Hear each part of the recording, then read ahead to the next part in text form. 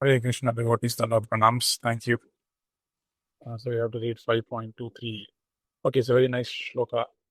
Shaknoti haiva yah sodum. Yah sodum. Praak sharira vimokshanat. Kama-krodhodbhavam vegam sayuktasya sukhinara. So, uh, Krishna is saying, who can be happy in this world? Krishna is contrasting a person who enjoys the senses, can he be happy? Or a person who can tolerate the senses, who can be happy? Yeah, sodhum. Sodhum means to tolerate. Huh? So, shaknoti iha eva. So, our bhajan should raise us to the platform of perfection before we can enter into the realm of perfection. So, there are different realms. This is called Bhuloka. Now, there are Varsva, Mahajana, Tapa, Satya, different lokas. And then above that, of course, there are the spiritual planets. So, not all of us reach the same destination. It is not as the Christians say or the Muslims say that you are with a certain designation and voila, boom, you are going back to heaven. Doesn't work like that. Nor even does it work, you got initiation, you got second initiation, you're doing 1, 2, 3. No. The criteria is very clearly given, right? The criteria is that one should be able to raise oneself. So that is the meaning of first and second initiation, whatever it is. That Shaknoti haiva yas sodhum. One who can tolerate the urges of lust and anger. Yeah, sodhum. When not after dying, I can't become perfect. Some people say that after dying, let us recite some shlokas. It's okay, good, fine, good enough. But there cannot be so much advancement after a person has left the body. There is very meager chances, very exceptional cases, right? But we must try to make advancement while we are alive. While we are alive, when the body is weak or when someone is going to die, you start reading Bhagavad Gita, you start, chanting the names. It's good, definitely good. But the consciousness cannot be so much transformed because it's very difficult to surrender, right? Because you have to surrender to the holy name. And it's very difficult to do so while the body is fragile and the soul has left the body. You see? So, long story short, so we must learn this art of Krishna consciousness. And what is that art? Tolerating lust and anger. So now, many of these shlokas in Bhagavad Gita, I mean, being very honest here, it's again, as I mentioned last week or even yesterday, I think I mentioned this, that it's a very prayojana shloka. Prayojana shloka means that it will tell you that this is what, if you do, then you will go there. But how to do that is not dealt in this chapter. So whenever the abhidheya means what to do to tolerate the lust and anger, because that's the huge 1,000-mark question, right? So $1,000,000 question. So how do I tolerate the urges of lust and anger? Because it is so strong. How can I tolerate? So the answer is we must associate with a person who's having love for the Lord.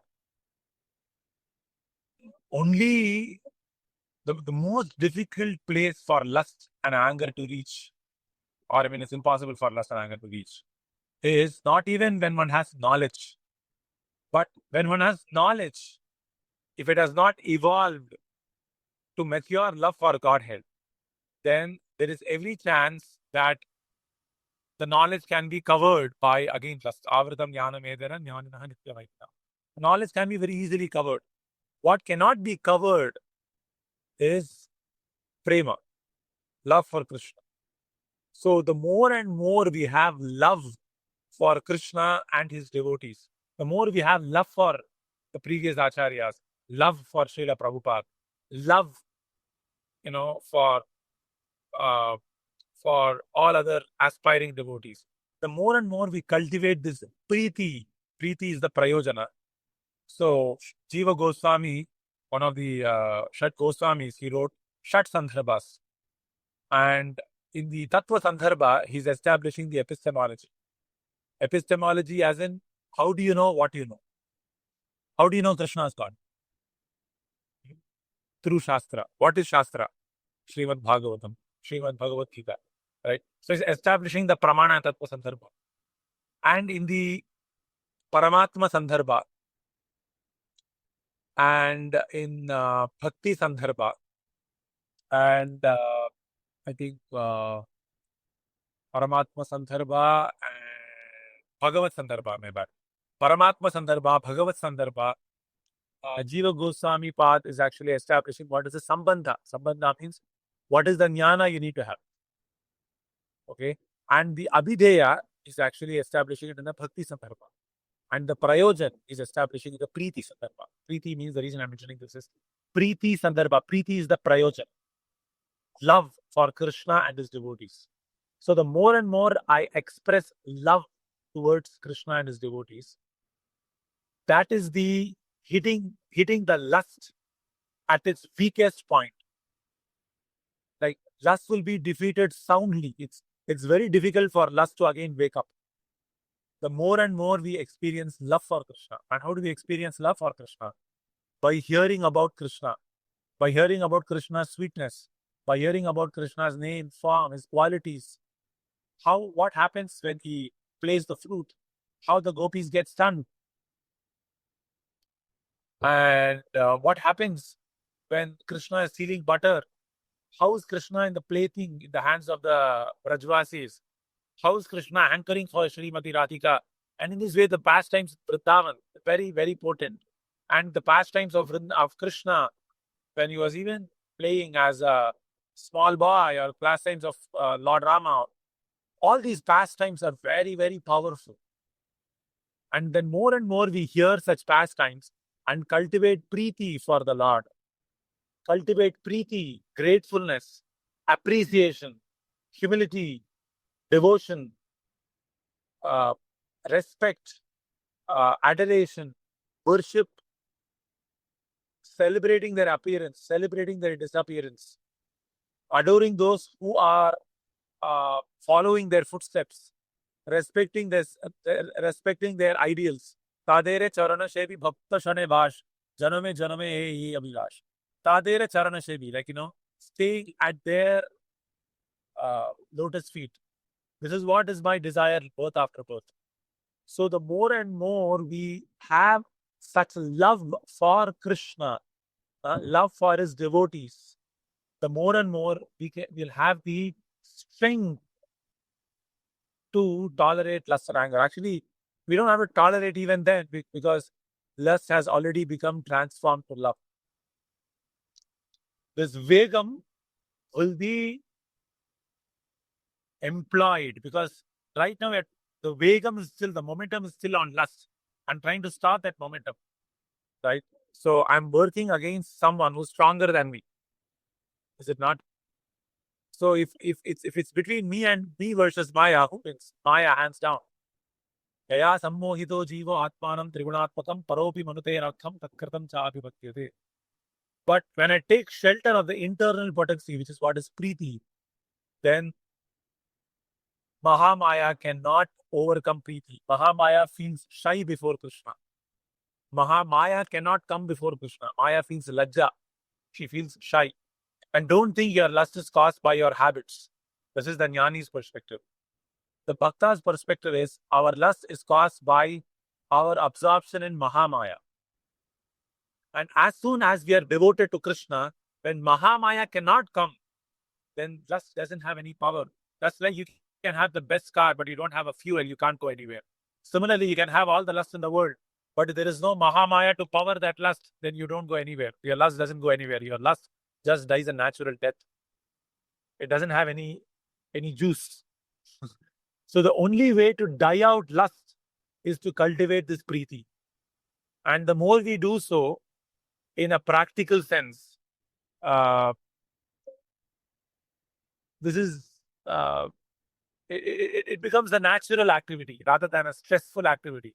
Spiritual life will appear less difficult and overwhelming, right? So we can make spiritual life appear very difficult if we misapply the technique. If you apply a jnana-based technique, if you apply a yoga-based technique, if we apply a discipline-based technique, believe me, spiritual life is going to be difficult.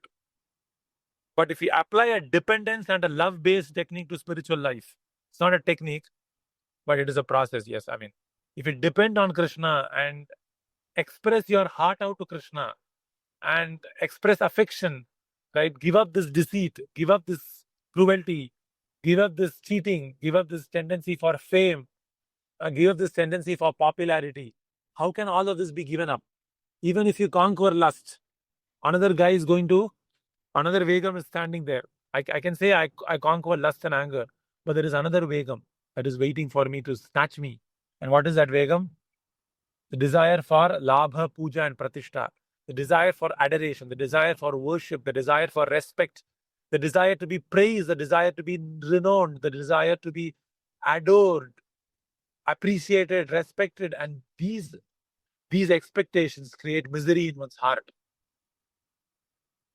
A desire for company with the people of this world, desire for all of this is all there waiting. Adoration, respect, honor. Now I can conquer by some discipline, maybe lust and anger for some time, but even that's not possible.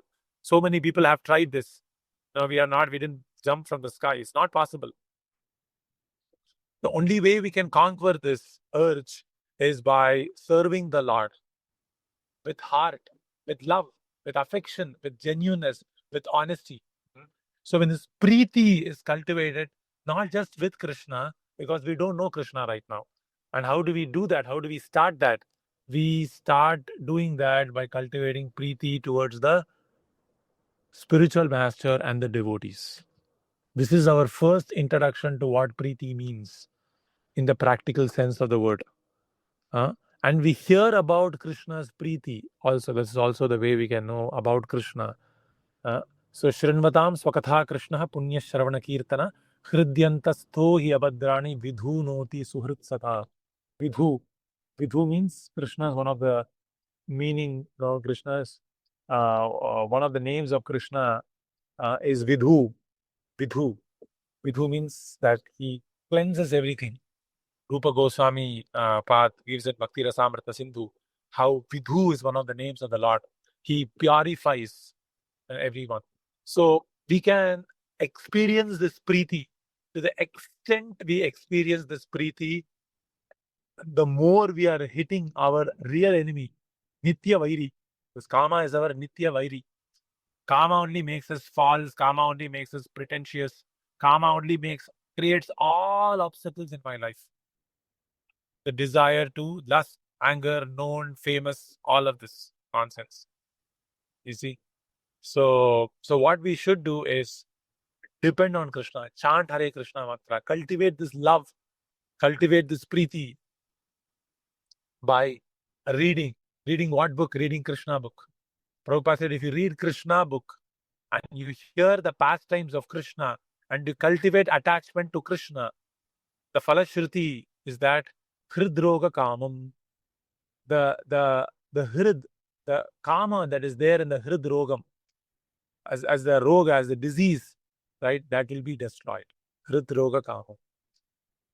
So the real panacea is we indulge ourselves. Initially, it's good to indulge. Later, you will serve the pastimes of the Lord. But it's good to hear these pastimes of the Lord more and more and more.